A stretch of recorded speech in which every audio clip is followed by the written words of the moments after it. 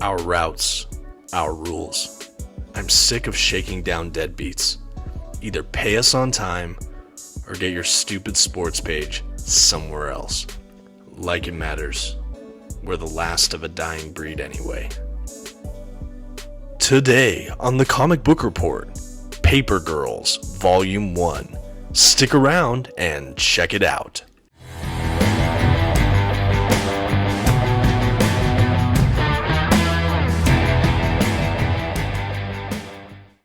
Greetings all, my name is Dominic and you are watching the Comic Book Report, where we review comic books and graphic novels so you can get an idea of what to read. Today we're checking out Brian K. Vaughan's latest classic, Papergirls. But first, here are a few quick facts about today's collection. Papergirls was written by Brian K. Vaughan and penciled by Cliff Chiang and colored by Matt Wilson. The issues collected in this Volume 1 were first published by Image Comics in 2015 and 2016. This trade paperback collects Papergirls issues 1 through 5 and comes in at 144 pages. And before we continue as well, I would like to issue a brief spoiler warning. I will be flipping through the entirety of today's collection as well as commenting on some plot points. You've been warned. Okay, and here's your first look at today's trade paperback collection. As I mentioned, this is volume 1 of 6 total volumes that comprise the Papergirls series. They also are collected across 3 deluxe volumes, and they just released a paperback giant compendium that has them all as well. This is a series I've been wanting to check out for some time. I've heard it's kind of science fiction, time travel based, and those are definitely sweet spots for me. And frankly, I was absolutely struck by the colors in this volume, even just the cover of this trade paperback. It's just so gripping. And as we go ahead and start making our way into the collection itself, I also want to mention that this is standard size and has a nice glossy print paper. Not much to say about it other than that. It's well constructed, just basic trade paperback. And I'll tell you right from the jump as well, I will be going to read more of this series. I am absolutely hooked and I can't wait. Now I'm just trying to decide if I want to jump in for the compendium or if I want to upgrade to the hardcovers or finish out these trades. But wow, the first 5 issues here have really grabbed me. And as you all are enjoying this gorgeous artwork, I'm going to speak a little bit more about what you can expect reading Papergirls. I've definitely heard comparisons of this series to things like Stranger Things, and while I get why those comparisons are made, as it's largely set, at least in the beginning, in the 80s, following a group of kind of preteen adolescent characters, while leaning on some pretty hard science fiction tropes, concepts, ideas. I would really say that that's where the comparisons end for me, but this seems to definitely be banking on a lot of these 80s set pieces of media or works lately, and I've been loving them. And this is really no exception. From the story's onset, we follow the character of Erin. She's having some kind of weird nightmare or vision after she wakes up and gets ready for her shift as a paper girl early in the morning. But it's not too long before she's harassed by a group of teenage boys. The boys are then dealt with by another band of paper girls who basically let Erin join their crew, bringing the total to about 4. And that really sets the cast of characters. We have these 4 paper girls who kind of each do their routes kind of in pairs, kind of sticking together. They have walkie-talkies to stay in communication, things like that.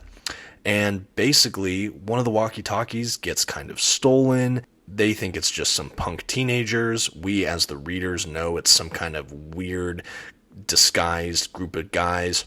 And from that point, things get progressively weirder and weirder. Those guys appear to be some kind of mutated group of people speaking what sounds like an alien language. The girls come across some kind of weird chamber machine that they have no idea what it does.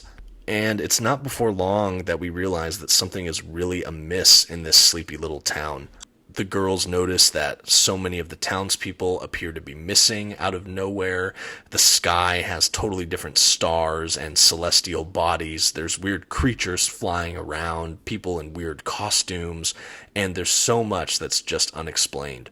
From there, I'll leave a lot more of the twists and turns kind of up to you to read if this sounds like something you'd like to check out. One thing I will say, and again, I mentioned this a little bit earlier, this is kind of a time travel sort of narrative, kind of an extra dimensional, interesting kind of setup. And we learned something like that must be afoot kind of early in the issues. And while I haven't read future volumes, I'm pretty sure that that's a concept that they really lean into throughout the rest of this series. And now that I have the kind of basic plot set up, I will say the characters so far are really strong. It was such a great idea to introduce us to Erin as the point of view character. We kind of get immersed into this world as she's the newer paper girl, so we get to meet the cast of characters as she meets them. We have a good introduction to the town, and we get to encounter all these weird elements as the girls do. So there's a really great story progression throughout, and you never feel totally alienated, even as you follow these characters through some very unusual circumstances that introduced a lot of hard science fiction ideals. And that's really to the credit of the writer, Brian K. Vaughan. Another added touch for the writing and these characters specifically is the use of 80s language that might not be as politically correct or woke. It's used in a way that's kind of shocking maybe to modern readers for the most part, which really helps set the times that this was supposed to be set in. And again, just done very well. The characters' dialogue, as well as the introduction of this fish out of water into a new environment story structure, really makes it easy to latch on to this group of believable characters and a real seeming world, even as that world and those characters are exposed to new ideas. And for me personally, a story that has such strong writing, storytelling structure, and characters could maybe slouch a little bit when it came to the art. But I'm so delighted that that is not the case here. Enter Cliff Chiang, who I was really familiar with from his New 52 run on Wonder Woman with Brian Azzarello. And while the art is striking in that series, it didn't really do it for me. It wasn't my all-time favorite. It was good, it was nice and stylized, but it wasn't a favorite. And while the work here for Paper Girls is unmistakably Cliff Chiang's work, the addition of the colorist, Matt Wilson, brings this collection to a whole new level as far as the art is concerned in my mind. I'm not sure what this is called, but the coloring is almost monochromatic in that if it's a certain shadow light, everything in the scene is almost purple. If there's a little bit of warmth, everything in the scene is almost orange. I don't know how to describe it, but it really just pops. It makes it feel modern and beautiful and very intentional. And it's just gorgeous. You couple this art with all the other features that the writing brings to it, of course including all of the mystery and intrigue. And in my mind, you have the making of a real classic series here. And that'll about bring us to the end of our collection here today. So without further ado, I think it's time I give this collection a grade. For this lively 80s throwback series filled with beloved science fiction tropes and ideas, and a cast of grounded, authentic sounding characters, and some of the most beautiful coloring work I have ever seen in a comic book, The Comic Book Report has to give Paper Girls Volume 1 by Brian K. Vaughan a B+. I am not sure where this series is going to go from here, but I am eager to find out. The introduction of a time travel mechanic has me absolutely enraptured, and the intrigue throughout has me reaching for page after new page. It's been a minute since I've read a first volume that so quickly captures my heart. The first volume of Paper Girls has set the bar very high, and I really hope the rest of this series can deliver. If you're looking for something new to read that is a little bit science fiction and a lot of fun, that also doesn't have a million issues, I'm happy to say that Paper Girls has my recommendation, at least for this Volume 1. And that's going to do it today for the Comic Book Report. Thank you so much for watching. Let me know what you thought in the comments, and until next time, have a good one.